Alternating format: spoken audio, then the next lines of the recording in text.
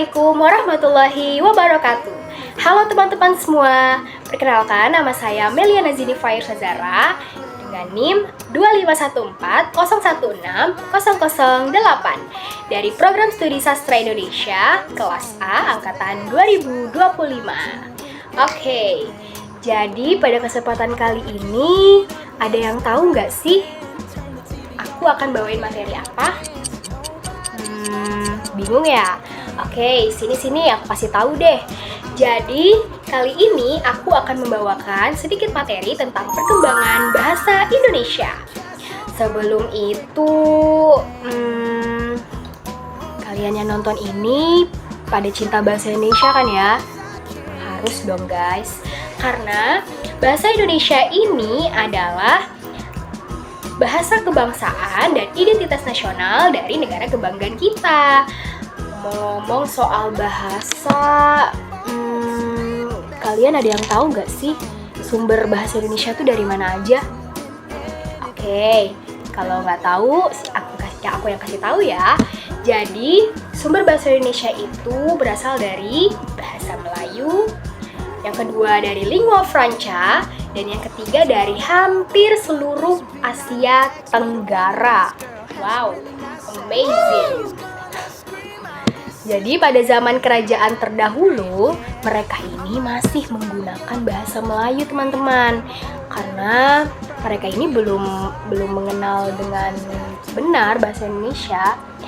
Kemudian sejak abad ke-7 Masehi, bahasa Melayu ini sudah ada dan sudah dipakai oleh salah satu kerajaan Buddha yang ada di Indonesia, yakni Kerajaan Majapahit. Nah, lalu apa saja sih fungsi bahasa Melayu pada zaman Kerajaan Majapahit itu?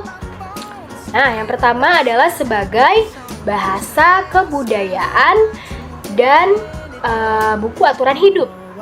Nah, yang kedua adalah perhubungan antar suku. Yang ketiga adalah bahasa perdagangan dan yang terakhir adalah bahasa resmi kerajaan. Oke, kemudian kenapa sih bahasa Melayu itu bisa diangkat menjadi dasar bahasa Indonesia? Oke, alasannya itu karena semua suku di Indonesia itu menerimanya. Yang kedua, sebagai lingua franca dan bahasa perdagangan. Yang ketiga, itu sistem bahasanya sederhana teman-teman. Jadi, bahasa Indonesia ini bisa lebih mudah dimengerti oleh seluruh masyarakat. Nah, jadi gitu teman-teman, alasan mengapa bahasa Melayu itu bisa diangkat dan disetujui oleh masyarakat Indonesia sebagai dasar dari bahasa Indonesia. Nah, bahasa Indonesia ini sendiri adalah lambang, identitas, dan jati diri dari NKRI. Oleh sebab itu, tentu bahasa Indonesia ini memiliki beberapa fungsi, yakni ada dua. Fungsinya sebagai bahasa nasional dan bahasa negara. Oke, aku akan sebutkan fungsi bahasa Indonesia sebagai bahasa nasional dulu ya. Yang pertama adalah sebagai lambang kebangsaan bangsa, yang kedua adalah identitas nasional, yang ketiga adalah alat penghubung masyarakat di berbagai daerah. Oke, selanjutnya aku akan menyebutkan fungsi bahasa Indonesia sebagai bahasa negara. Bahasa negara, ya betul. Nomor 1 adalah bahasa resmi negara. Yang kedua adalah bahasa pengantar akademik.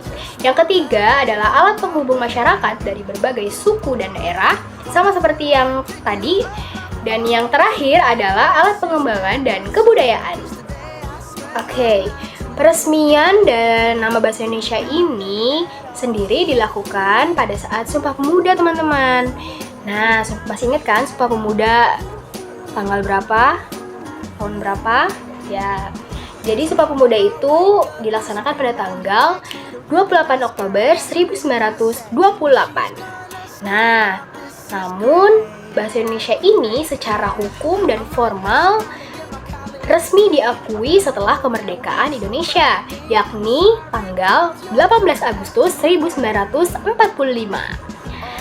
Oke, jadi itulah sedikit materi yang bisa saya sampaikan mengenai perkembangan bahasa Indonesia. Oke, kesimpulannya adalah mari kita terus lestarikan bahasa Indonesia, teman-teman, karena bahasa Indonesia ini adalah bahasa kita, bahasa kebangsaan kita. Jadi kita harus terus menggunakan bahasa Indonesia. Kita harus mengutamakan bahasa Indonesia. Oke, sekian dari saya. Terima kasih. Wassalamualaikum warahmatullahi wabarakatuh. Dadah.